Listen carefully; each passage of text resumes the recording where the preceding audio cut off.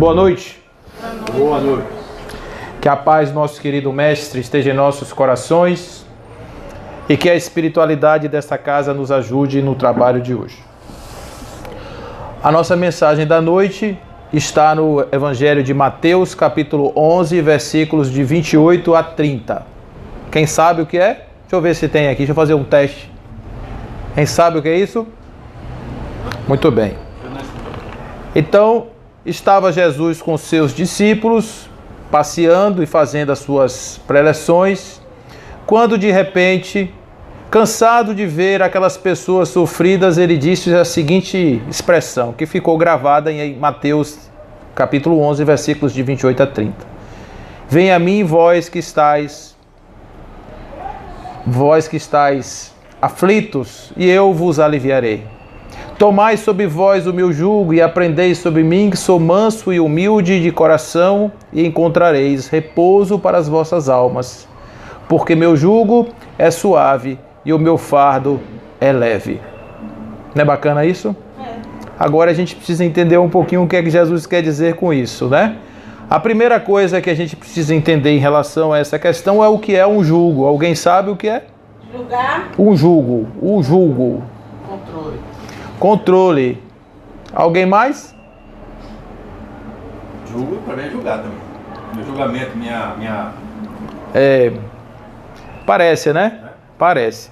O jugo, a palavra quer dizer aquele instrumento que é utilizado. Quem conheceu aqui carro de boi? O carro de boi não tem aquele aí negócio de madeira que bota no pescoço do boi? Aquilo é um jugo. Então, é o jugo porque vai justamente no pescoço e subjuga, ou seja, coloca a pessoa, o animal, sob controle. Então, quem está subjugado, está sob o jugo de, está sob o controle de. Então, Jesus diz, o meu jugo é leve, é suave. Não é? Porque no Evangelho segundo o Espiritismo, esse capítulo aparece como jugo leve. Na verdade, no Evangelho é o jugo suave. Mas os espíritos juntam com Kardec o jugo leve porque termina sendo leve mesmo. E a gente tem que entender o que seria um jugo leve. Então, a gente está botando algo em nosso pescoço. E a gente bota, de ordinário, coisas no nosso pescoço que nos guiam o tempo inteiro.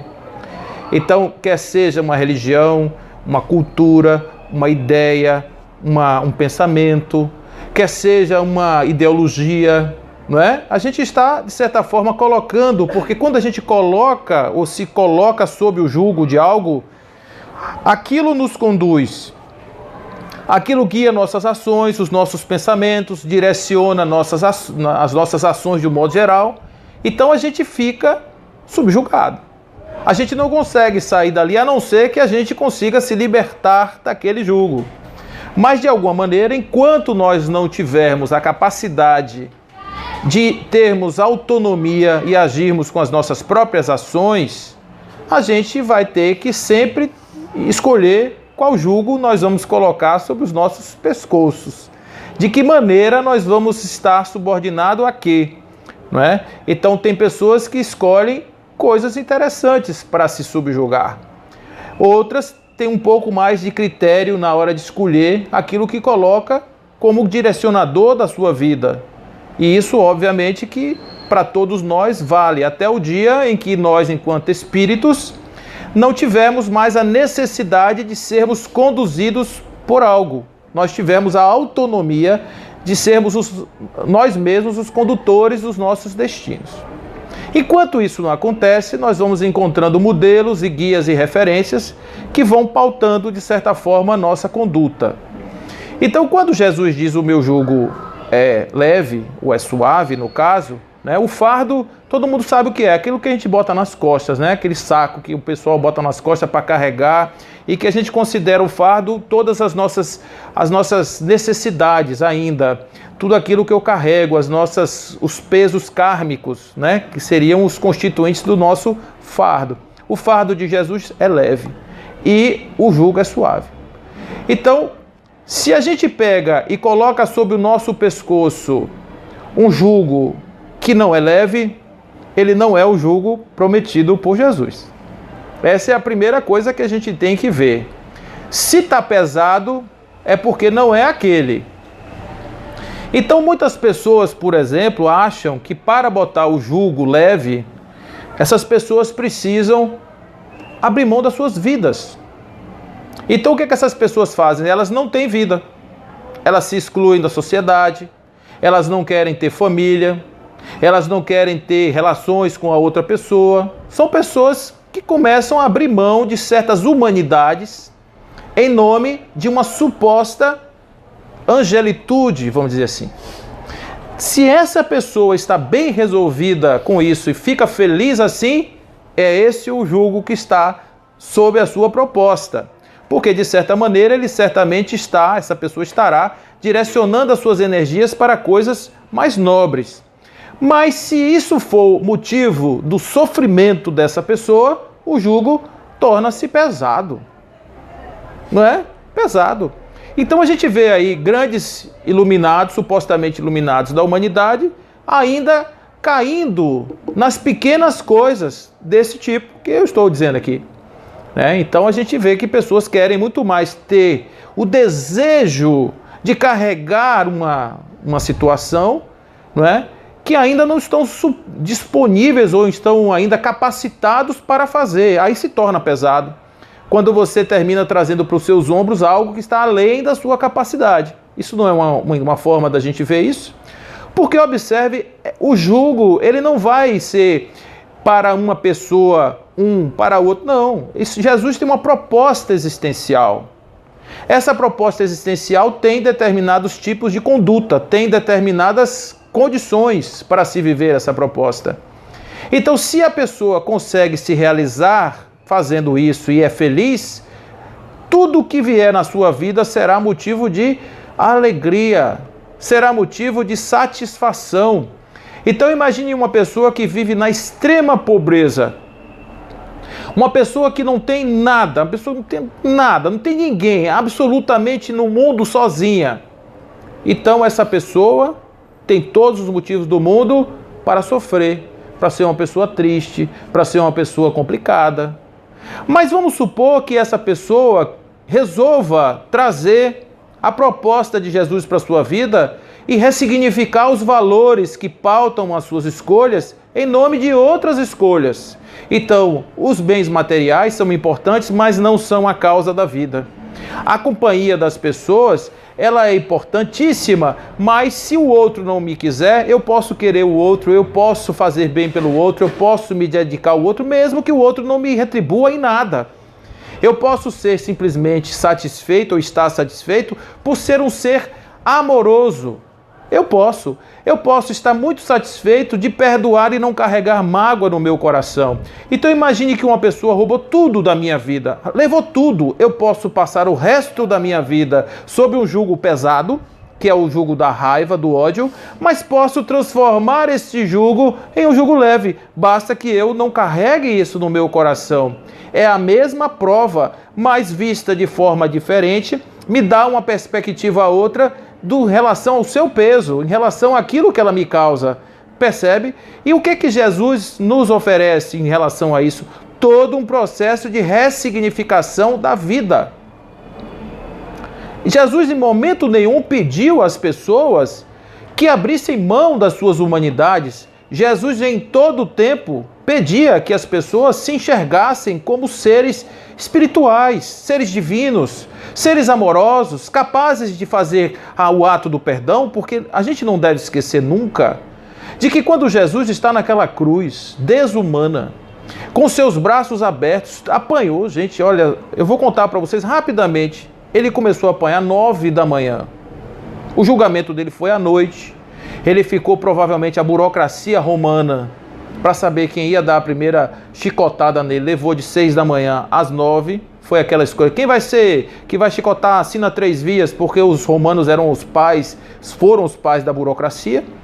Então eles 9 horas começaram a bater em Jesus, meio-dia ele carregou aquela cruz, foi para o Gólgota, sobe uma montanha sabendo que vai morrer, é colocado do lado de 2 ladrões, da forma mais vil possível, porque na lei, aquele que era suspenso era a pior das criaturas da sociedade. aquele que era colocado numa cruz. Então, Jesus se submeteu a tudo isso, a todo tipo de humilhação, e, no entanto, ele foi capaz de dizer aquela frase: perdoai, que eles não sabem o que eles estão fazendo. Eles são ignorantes, eles não têm noção do que eles estão fazendo. Então, esta carga ele não levaria para a espiritualidade, para o seu desencarne, porque Jesus desencarna como qualquer outra pessoa. Ele tinha um corpo biológico que vai morrer e que morreu, não é? E que, de certa forma, ele sabe, entende o que eu vou levar para o mundo espiritual. Vou levar a raiva dessas pessoas, vou levar o rancor. Não. Ele faz de uma maneira tal que ele se liberta naquele momento de tudo, corta. Tem uma frase de Jesus muito interessante, que está em João, que ele diz assim: o mundo vai te trazer problema, diz para os discípulos, mas não se preocupem comigo, porque eu já venci o mundo. Eu já venci o mundo. O que significa vencer o mundo? Um homem que não portou uma única arma, um homem que não carregou uma espada, um homem que não feriu ninguém. Ao contrário, todas as pessoas que eram feridas do seu lado, ele consertava. Eles chegavam as pessoas com os corpos todos destruídos, ele consertava os corpos, não importava quem fosse, não é? Então tem vários exemplos de leprosos, de pessoas que chegam para ele cura as pessoas e as pessoas depois voltam para suas vidas cotidianas, fazendo as mesmas coisas que sempre fizeram. E ele lamentava, óbvio, e ele dizia só o seguinte: eu não vim colocar remendo bom em pano podre. Eu não vim colocar vinho bom em odre sujo, em vaso sujo. Não é? Ele veio para fazer um despertamento na sociedade, na humanidade. Trazer uma nova forma de ver as coisas. E isso incluía essa ressignificação da vida, dos problemas todos que nós enfrentamos no dia a dia. Então, essa é a proposta de Jesus e ela é colocada para nós para que a gente se submeta a ela. Agora, é fácil fazer isso? O que vocês acham? Não. É fácil dar a outra face, gente? Não. É fácil você, quando alguém te pedir uma túnica, você dá também a capa? Quando alguém te pedir para andar 10 metros, você andar 200 quilômetros com essa pessoa?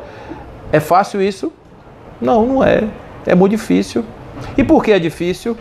Porque a gente prefere muitas vezes carregar o pesado, carregar o que não é suave, o que é duro, o que é complicado. A gente prefere muito mais escolher coisas que nos trazem dor e sofrimento. Então a vida material é uma vida muito cheia de ciladas, porque ela tem atratores muito interessantes. Então a gente vê uma pessoa, por exemplo, que vive no fausto e na riqueza. Imagine essa pessoa que vive no fausto e da riqueza. Essa pessoa, obviamente, que ela vai escolher, o seu jugo vai ser mais suave na medida em que ela tenha mais. Então, se ela tiver mais coisas, a vida dela vai ser mais tranquila, segundo o seu pensamento. Mas essa lógica é verdadeira? A gente estava conversando aqui, né, que dinheiro não é a questão. Dinheiro não é a questão, dinheiro nunca consertou a vida de ninguém. Agora, para destruir, eu desconheço algo igual. É isso mesmo. Não é? Consertar, você vai dizer assim, alguém se consertou por causa de dinheiro? Não. Mas alguém se destruiu por causa de dinheiro? Tem 1000 casos. 1000 casos de exemplos. Né? Por quê? Porque as pessoas trocam os seus valores, passam a ser subjugadas àquele negócio lá da escravidão e a pessoa nunca mais termina, se liberta disso. Imagina uma moça bonita, uma moça que tenha lá dinheiro. Xuxa, na época que era a mocinha que estava fazendo todo o sucesso do mundo, ela dizia que tinha um problema enorme com seus pretendentes, porque ela nunca sabia se as pessoas se aproximavam dela querendo o dinheiro dela, ou a beleza dela, ou a companhia dela. Não é? Isso deve ser uma coisa que passa na cabeça da pessoa. Você está junto de mim por quê? E aí você vê o relato de outras pessoas. Quando eu era assim, em volta de mim tinham 1000 pessoas. Quando eu fiquei assado, em volta de mim não tem ninguém. Todo mundo foi embora. Por quê? Porque eu não era o motivo. Era aquilo que eu representava. Era aquilo que eu tinha. Aí vem a tristeza, vem a decepção, vem a dor, o sofrimento. Observe quem que trouxe o sofrimento? Foi a situação ou foi a forma como a pessoa se colocou na situação? A pessoa. Não é? A pessoa vai e se coloca daquela maneira porque quer, porque deseja, porque assim se acha melhor, porque assim se coloca de uma forma melhor e obviamente vai sofrer por isso. E aí o jugo é pesado, é pesado. Então, quando Jesus promete o Consolador, né, diz, olha, se vocês me amarem, eu vos encaminharei o Consolador, que haverá de ficar convosco para sempre, e vai lhes dizer coisas que hoje eu não posso lhe dizer. Isso é o que Jesus dizia. Quando chega agora a doutrina espírita nos trazendo a proposta do Consolador, muitas pessoas dizem assim, mas esses espíritos são muito folgados, porque se acharam logo no lugar de quem? De ninguém menos do que o próprio Consolador, que seria, segundo os místicos do Oriente, a volta do Cristo promovida através de uma renovação espiritual do homem. Então o Espiritismo não está se apoderando de nada que já não seja conhecimento da própria humanidade. O que acontece é que quando a doutrina chega na sociedade, ela chega trazendo o quê? Uma nova forma de viver, uma nova forma de ver as coisas, de se ver, de se enxergar e a partir daí compreender melhor os problemas. Porque Jesus é o Consolador. Muitas pessoas erraram em achar que Jesus era o Consolador porque resolvia os problemas. Então era muito fácil, a pessoa estava doente, pedia ajuda, Jesus vinha e ajudava. A pessoa queria arrumar uma casa, pedia a Jesus, Jesus vinha e ajudava. Então Jesus passou a ser uma espécie de mago, de mágico, que resolve os nossos problemas materiais. Mas a proposta não era essa, nunca foi. A proposta era trazer ao homem uma perspectiva existencial onde aquilo que ele vive, que é as suas próprias provas e as suas expiações, que a gente já conversou aqui outro dia que a expiação é botar para fora o que é bom. Então, para que façamos isso, é preciso que a gente tenha as nossas necessidades e passe pelas nossas privações e provações. É necessário que a gente viva e experimente as coisas, mas claro que eu vou ter sempre duas formas de lidar com isso, ou sofrendo ou achando bom. Então, quando vocês olham lá, a gente vê a vida de Bezerra de Menezes, por exemplo, na vida de Bezerra de Menezes tem fatos curiosos, como o fato dele ter perdido os seus filhos, 3 em um único ano. E ele dizia assim, nunca imaginei a possibilidade da perda de alguém, porque isso para mim era a dor mais terrível que podia acontecer. Você perdeu um ente querido, ele perdeu a esposa, que ele amava muito, na época ele era ateu, perdeu um filho e logo depois, ele já espírita, perdeu 3 em um único ano. Então, quando esses 3 filhos morreram, ele disse, eu agradeci pelo fato deles terem estado comigo durante aquele período que eles viveram no meu lado, ao meu lado. Então você vê que é uma forma diferente de encarar os problemas, uma forma diferente de ver como veja as coisas da vida. E é óbvio que isso é consolador. Uma das coisas que consola é o fato de você saber que você não está aqui para acabar depois. Então, quando a gente pega as propostas existencialistas, eles diziam o seguinte, os existencialistas diziam que a existência vinha antes da essência. Dito de outra forma, você precisava existir, do ponto de vista físico, você ter um corpo, para depois você ser uma pessoa. Isso é o existencialismo de Sartre, de Simone de Beauvoir e de muitos outros, de John Locke, de outras pessoas aí, outros pensadores. Eram pensadores materialistas que imaginavam que no final da vida a gente morria, acabou, passou a régua, não tem mais nada depois. Negócio de alma, negócio de espírito, depois não tem nada disso. Então se imagina a humanidade vivesse, isso fosse fato, a humanidade vivesse sob a égide da finitude, que tipo de sofrimento nós não teríamos na humanidade? Muito maior. Porque primeiro, não importa o que você faz, tu vai deixar de existir. E depois que você deixar de existir, você não vai ser mais nada nunca. Você não vai encontrar mais com filho, com mulher, com amigo, acabou ali, perdeu, chore mesmo, porque ali é o fim. Então a humanidade, na perspectiva materialista, escolheu um jugo pesado. Escolheu botar sobre sobre o seu pescoço a ideia de que a razão explica tudo e que aquilo ali é tudo que a gente tem que ter na vida, é simplesmente entender daquela forma e nada mais, não é verdade? Então, o que acontece agora na perspectiva do espírito? Olha, não acaba, só dá uma passadinha de um lado para o outro. Não é? Então morrer passa a ser algo como uma necessidade fisiológica. Por que é fisiológico? É o corpo que pede para morrer, não é?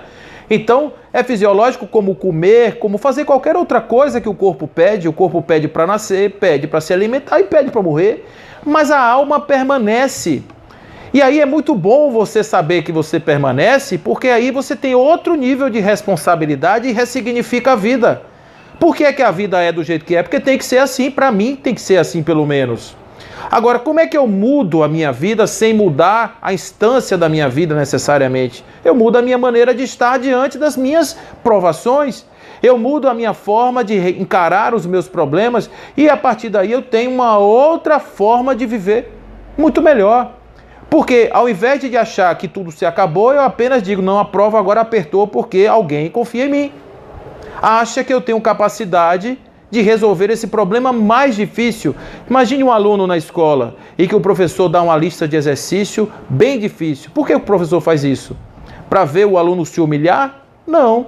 Porque ele sabe que o aluno vai ter a capacidade, o esforço de procurar a orientação, de procurar o livro, de procurar a instrução necessária para resolver aquelas questões, não é? Então, por isso, ele passa a questão mais difícil. Não tem dificuldade em relação a isso. Mas, por outro lado, se você olhar, né, aquela situação onde o aluno simplesmente vê uma prova difícil e começa a reclamar do professor e dizer que aquela escola só tem interesse na recuperação porque quer ganhar dinheiro e etc. companhia limitada e não estuda, então acabou. A vida é, né, a mesma situação, colocada de uma forma diferente, vista de uma maneira ou outra, pode ser uma situação completamente diferente. Vocês concordam com isso que eu estou falando? É uma forma consoladora de estarmos no mundo. Então, por que é consolador? Porque não é o fim. Porque não é um castigo divino. Porque não é algo que eu fiz que eu mereça ser punido por. É algo que eu preciso aprender. É algo que veio para que eu fique e seja melhor, que eu seja mais desenvolvido, que eu esteja em uma outra circunstância, em uma outra condição. Obviamente que isso é o que está sendo colocado aí, né? E por isso, é claro que eu estou falando aí agora de algo que muda a minha vida para ser uma vida mais tranquila e não tão difícil. Então, quando a gente observa a vida, por exemplo, de uma pessoa que é um grande trabalhador da seara humana, a gente vê a vida, por exemplo, eu vou dar o exemplo aqui de um homem vivo, Divaldo Franco, por exemplo. Ele estava contando agora na palestra que ele fez em Vitória da Conquista, que ele apanhava, quando era jovem, menino, de 3 em 3 horas. 3 em 3 dias. Desculpe, gente, 3 em 3 dias. Por que ele apanhava de 3 em 3 dias? Porque o pai dele não queria saber de negócio de mediunidade, achava que era coisa de gente doida. Então, toda vez que ele mostrava que estava vendo alguém, ele apanhava. E como ele via ordinariamente, ele apanhava ordinariamente. Mas como era que ele apanhava? Isso faz importância. Ele apanhava usando, vou usar a mesma, né, usando aqui, a gente está falando de boi, de carro de boi, ele apanhava com a taca, que era aquele negócio de couro, que batia em cavalo. Ele apanhava com aquilo. E um dia, o pai deu uma surra nele tão forte que saiu sangue das costas. E a mãe veio botar o emplasto lá que era feito com sal. Você imagina, você tá com a... Gente, aquilo devia doer muito. E é uma criança, gente. As crianças de hoje, naquele tempo, são pessoas, do ponto de vista psicológico, eles têm a mesma capacidade de formação. Então a mesma capacidade de traumatizar que tinha hoje, tem naquele tempo, não tem de dúvida. E você imagina uma pessoa com 3, com 4 anos tomando uma surra de um pai, que é o arquétipo da liberdade. É o pai que apresenta o filho ao mundo e que liberta o filho. E de repente você vê o pai sendo o algoz de um filho, o filho esperando dele amor, o modelo e recebendo porrada. Por quê? Porque traz em si algo que para ele é natural e para o pai é uma aberração. Então ele apanhava e sofria bastante. Até um dia que ele estava apanhando, nesse dia ele tomou essa surra, a mãe botou e tal, ele vai na rua e aí viu uma senhora desencarnada e foi falar para a família que estava vendo a senhora. A família foi reclamar com o pai e ele apanhou de novo. Por cima da ferida, outra surra. E quando ele está apanhando do pai, o que aconteceu? Apareceu um espírito do lado e diz: diga a seu pai que é para parar de fazer isso agora. Mas você imagina, gente. Ele estava apanhando porque estava vendo o espírito, e agora o espírito estava mandando o pai parar de bater nele. Você imagina a situação? E ele chegou e disse: meu pai, tem um senhor aqui que está mandando o senhor parar de me bater agora. Aí o pai parou, tomou um susto e perguntou: quem é? Ele disse: é seu fulano. Seu fulano era o pai do pai dele, o avô dele. Só que ele não tinha conhecido essa pessoa, nunca tinha conhecido. Então o pai tomou aquele susto e disse: que isso aqui não pode ser, alguém lhe contou que era fulano, que era isso, que era aquilo. E nessa brincadeira, o avô começou a contar para ele coisas, detalhes pequenos da vida, e o pai terminou acreditando ali que de fato aquilo tudo era verdade. Agora eu pergunto a vocês, gente, uma pessoa que não teve esposa, ele teve 3.000 filhos, sei lá quantos. Então você pergunta assim: será que ele nunca desejou ter uma esposa? Chegar de noite, comer uma pipoca assistindo um filme, ir para o cinema com a namorada, participar dos problemas pequenos que cada um daqui participa e ele não teve o direito de participar? Será que ele nunca teve o desejo de ir para um bar com um amigo, jogar uma partida de dominó? Será que ele nunca teve o interesse de sentar numa praça 4 horas da tarde para não fazer absolutamente nada? Mas será que ele pode fazer isso? Não. Porque você imagina que se alguém chegasse agora e encontrasse ali na esquina de Valdo Frango sentado num bar jogando dominó com um amigo, domingo de manhã, o amigo tomando umas cervejas e ele mesmo que não tomasse as cervejas, mas você já imaginou que situação? Não estou dizendo que ele desejasse isso, porque eu acho até que ele não desejaria, mas se desejasse? E se desejasse de fato fazer coisas que ele não pode fazer, isso não é um sofrimento? É. Então ele tinha duas opções: ou ele transformava esse jugo num jugo leve, ou ele iria viver o resto da vida sofrendo, como muitas pessoas sofrem. E por isso ele ressignifica a sua vida, para chegar aos 91, quase 92 anos de vida, com aquela vitalidade que tem, fazendo o trabalho, e pessoas que estão olhando para ele, mas o senhor Divaldo deve ter uma vida boa, né? Hein? Viaja o mundo todo, velhinho, mora ali na mansão do caminho, 80.000 metros de mata, né? Se veste bem, fala bem, está aqui todo mundo. Pessoas hoje que chegam, ele vai fazer palestra hoje, eu não sei se o pessoal está assim, já de homenageá-lo, né, em vida. Ele chega para fazer uma palestra em lugares hoje, o povo já está indo para a fila 4, 5 da manhã do negócio que vai acontecer de noite. O povo já está fazendo fila para ouvir Divaldo com antecedência de dia. Imagine que isso embaixo do frio, embaixo do calor, né? Eu mostro o quanto as pessoas... Então, quem não conhece a vida dessas pessoas, a vida de Francisco Xavier, para quem já viu o filme, para quem já leu livros, muito difícil a vida dele, gente. Muito difícil. Você ter uma pessoa, perder mãe, né? O pai dá os filhos para pessoas que maltratavam de uma forma má, de uma forma perversa, furando a barriga com um garfo, né? Mandando lamber ferida dos outros para poder curar. Essas coisas, essas humilhações que a gente nunca esquece. Então ele tinha dois caminhos: ou ele continuava traumatizado, porque aquilo deve ter criado uma ferida no seu coração certamente, de criança, ou ele ressignificava isso, ou ele sofria o resto da vida e não seria Francisco Xavier. Então, o Consolador Prometido traz para todos nós uma outra janela para que a gente possa ver a vida. Na nossa casa sempre terá duas janelas. Uma para um lugar que não é bom e a outra para um lugar maravilhoso. Toda vez que você estiver olhando para um lugar que não é bom, se lembre que atrás de você tem uma outra janela maravilhosa. E toda vez que você estiver olhando para uma janela maravilhosa, se lembre que atrás de você tem uma janela que não é muito boa. E aí você pode, de certa forma, se lembrar que a vida não é só o lado bom, mas também não é só o lado ruim.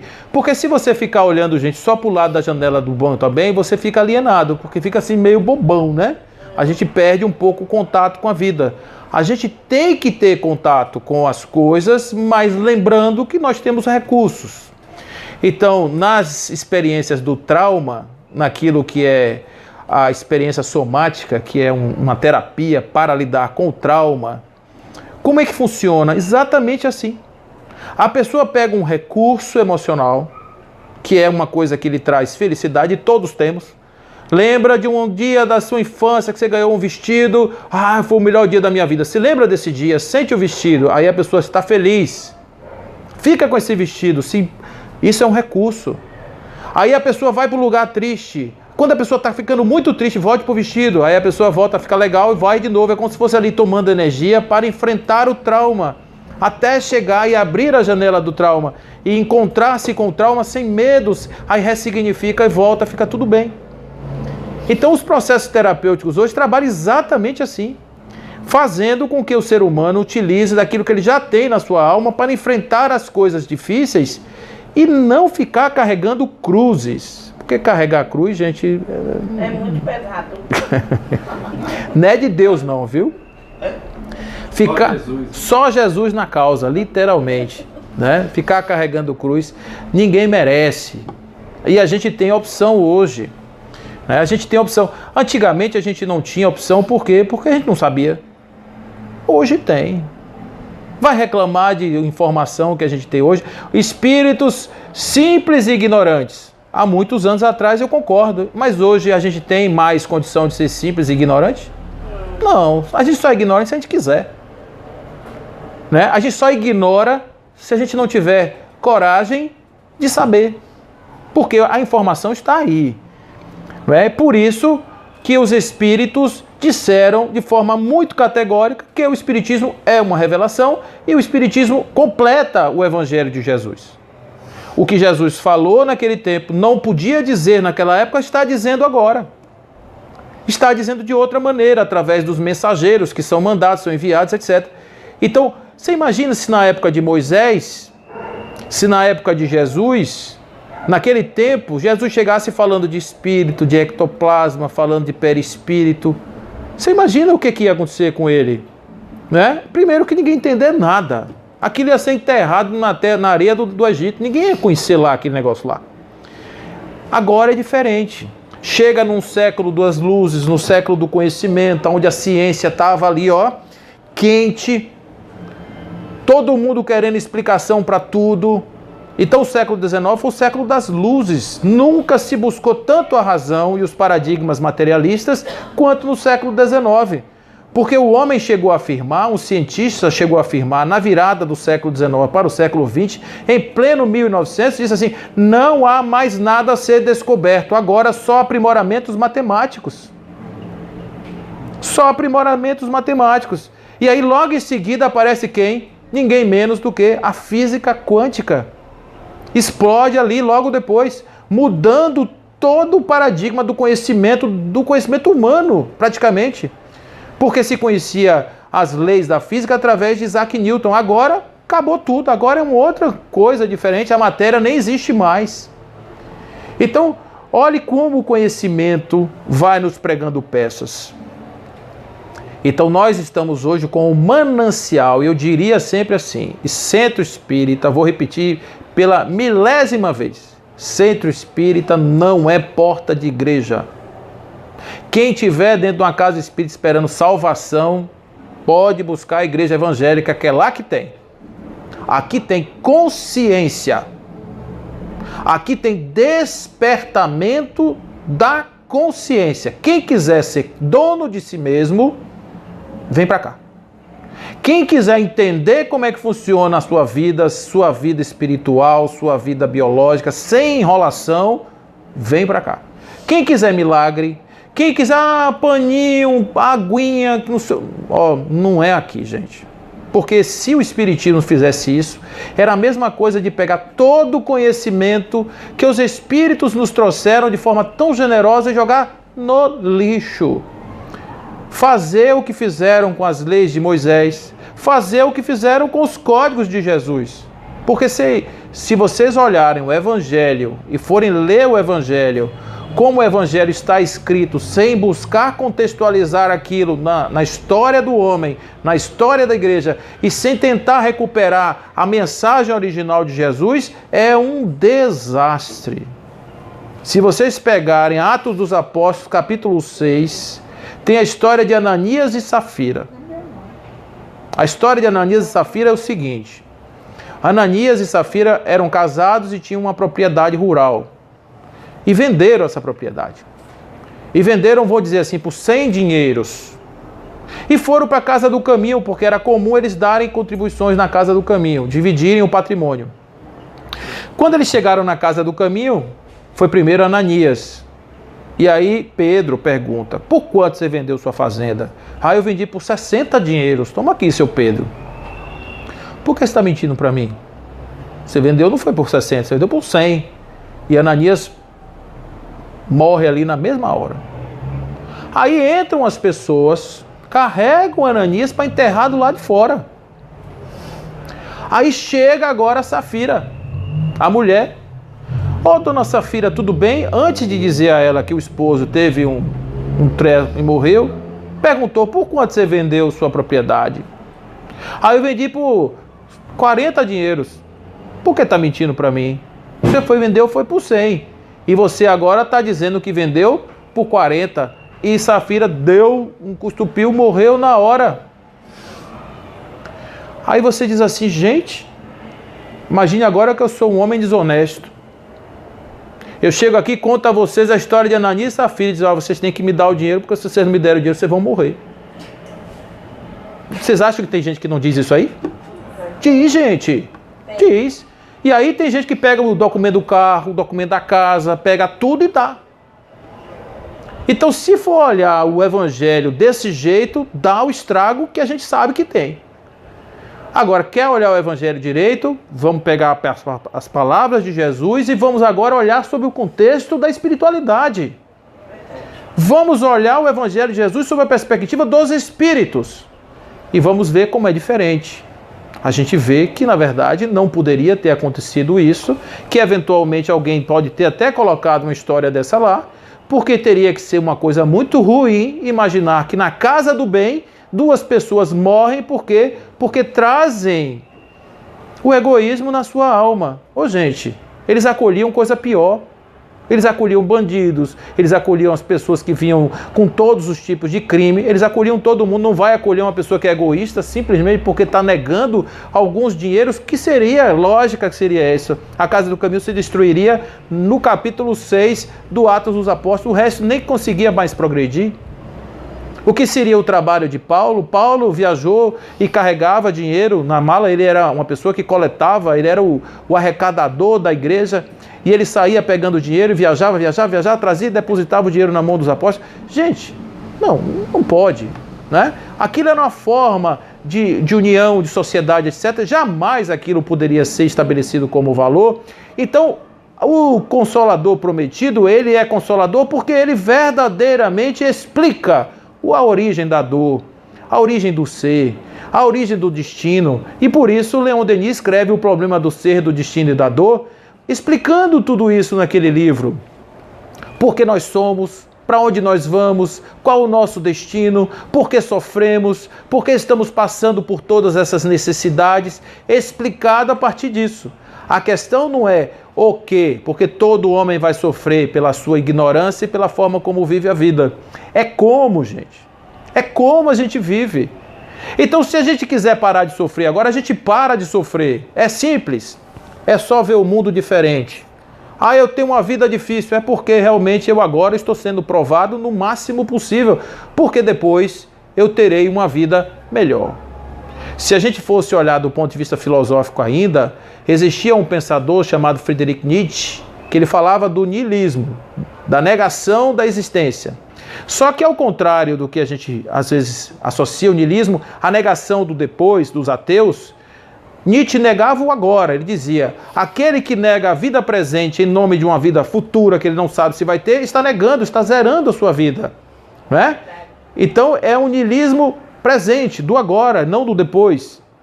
Então, imagine uma situação, né, que estamos falando agora, que tem o depois. E nós não estamos falando de negar agora, porque a vida não tem agora e depois, é uma vida só. Não é? É só um processo de construção, de identidade, de individualidade, de buscar autonomia, para que a gente não precise mais se submeter a julgo nenhum e a gente possa atuar exclusivamente em nome da nossa consciência. O que é que tem dentro da consciência? Quem tem a ideia? O que temos dentro da consciência? Pensamento. O que mais? O que mais, além dos registros e dos pensamentos, temos as leis universais. Agir sobre as leis universais significa não estar sob o jugo de nada, estar simplesmente agindo em função da natureza. Como somos seres da natureza. Se somos seres da natureza agindo em nome da natureza, vamos ter a mesma perfeição de uma jaqueira. Que nasce jaqueira, produz as jacas, dá a sombra, balança as folhas, transforma gás carbônico em oxigênio e vice-versa, faz o que uma jaqueira tem que fazer e no dia de ir embora, ela parte solene com a sensação perfeita do dever cumprido. Faz o que um pedaço de grama faz. Faz o que uma flor faz, faz o que um beija-flor faz, faz o que um homem deverá fazer. Quando nós viermos aqui para viver a nossa vida e tivermos a plena consciência de que quando chegar a hora da necessidade fisiológica deste corpo se destruir, se desintegrar, para dar liberdade à alma que nele hoje está encerrada, nós poderemos simplesmente ter a sensação de que a gente veio aqui fazer e fizemos tudo o que a gente tinha que fazer. Sem arrependimentos, porque eu tenho certeza que o princípio espiritual que habita uma jaqueira, se consciência tiver, não tem culpa. Não carrega culpa. Uma flor não carrega culpa. Nós carregamos. Porque nos arrependemos das oportunidades que perdemos, porque chegamos, temos tudo e não aproveitamos. Temos tudo e não fazemos o que nós devemos fazer. E a única coisa que a gente precisa fazer é entender os códigos de Deus, entender os códigos da vida, para não ficar simplesmente remoendo e remoendo as coisas desnecessariamente. Nós temos oportunidades únicas de viver uma vida plena, uma vida cheia de felicidade, uma vida cheia de alegria, de gratidão. Agradecermos a Deus pelo fato de termos essa oportunidade, de estarmos aqui vivendo essa vida. E se ela for um pouquinho apimentada, movimentada, vamos dançar com ela. Vamos fazer o que o bambu faz, balança, vai lá, volta cá, fica ali, né? E fica majestoso, né? Quando você chega naquele aeroporto de Salvador, vê tanto bambu lindo junto, não é bonito aquilo? É bonito, gente. Mas o bambu é assim, ele vai lá, balança, vai para cá, não quebra. E a gente também pode aprender com eles a fazer da mesma maneira, cair, sofrer, chorar, todo mundo pode chorar. Isso aqui não quer dizer que a pessoa tem que ser durona, que não enfrenta. Não, gente, sentir faz parte da essência humana. Mas é sentir sabendo o que está acontecendo. Como, por quê, para quê, de que forma, como começa, como termina, para não ficar também naquele... a vida inteira, porque aí também é demais, né, gente? É demais. Nós temos agora, em homenagem a o mês, o Setembro Amarelo, só para lembrar, nós temos aí pessoas que não reconhecem a importância da vida a cada 40 minutos no Brasil. A cada 40 minutos no Brasil, nós temos uma pessoa que não reconhece o valor da vida. Então, nesse momento que nós estamos aqui fazendo essa nossa, conferência aqui, essa nossa palestra aqui, uma pessoa provavelmente já não está mais entre nós. Entre nós, por quê? Porque não entendeu o código da vida. Deixou-se abater pelas coisas que chegaram até ela. Isso, obviamente, tem pessoas mais frágeis, gente. tem pessoas que não sabem, tem pessoas que ainda não compreendem, porque isso que eu estou falando aqui para vocês requer não somente vontade, mas requer determinação para ir dentro, mudar valores, mudar fundamentos, mudar estruturas, porque isso não é na razão, você entende? Ah, eu vou ser uma pessoa forte e majestosa, aí se treme todo, não dá, não pode ser assim, a pessoa tem que buscar fazer por onde? Trabalhar no autoconhecimento, trabalhar se fortalecendo para ter condições de fazer isso. E quer saber? A coisa mais maravilhosa do mundo é quando nós estamos juntos, solidários, fazendo isso uns com os outros. Quando um cai, o outro ajuda e vai levantando e compreendendo que não é sem exigir nada de ninguém, apenas compreendendo o espírito do tempo de cada um e fazendo de forma amorosa o processo da transformação espiritual de todos nós. Essa sociedade do futuro, que é a sociedade que eu acredito, ela não é uma sociedade de diferenças. Eu fico vendo e dando risada das pessoas discutindo as coisas de hoje. Gente, que coisa... Eu dou tanta risada com isso, com uma perda de tempo enorme. Porque a gente deveria estar discutindo, não se uma pessoa que está presa deveria estar solta, ou a pessoa que está solta deveria estar presa. A gente deveria estar discutindo era como nós vamos construir uma sociedade harmoniosa, uma sociedade de justiça, uma sociedade de paz, uma sociedade de irmãos fraternos, construindo uma sociedade que as pessoas se respeitem, né? Que as pessoas consigam realmente se reconhecer como seres espirituais. Já passou a hora da gente entender isso, de que isso não tem nada a ver com religião, isso tem a ver com a natureza, isso tem a ver com a nossa gênese, tem a ver com a nossa essência. A gente está negando, em nome de uma religião ou suposta não religiosidade, a gente está negando a visão da realidade espiritual do homem, que é algo que é inegável. Inegável. Existem muitas provas da espiritualidade do homem, mas não existe nenhuma prova da ausência da espiritualidade do homem. Porque na hora que aparece um espírito, que é uma referência categórica dessa existência, pode dizer o que quiser, que é influência do lobo temporal, não sei o que, pode falar o que quiser do cérebro. Não é. É espírito mesmo. É espírito mesmo. E negar isso é um crime, porque a gente está simplesmente se subjugando. A gente está colocando julgo pesado na nossa cabeça. Porque quando alguém diz assim, não existe vida espiritual, o mundo acaba, te dá o quê para você se segurar? Te dá o quê em toco do sentido da vida? Nada. Te dá o desespero e uma caixa de remédio tarja preta que você compra aí nessas farmácias bonitas que estão fazendo na cidade. Né? Então, um dia virá que nós não vamos precisar mais disso. E nesse dia a gente vai compreender que verdadeiramente o Espiritismo é o Consolador prometido e que Jesus, de fato, nos trouxe um jugo leve para a gente tocar nossas vidas. Fiquem com Deus, que assim seja.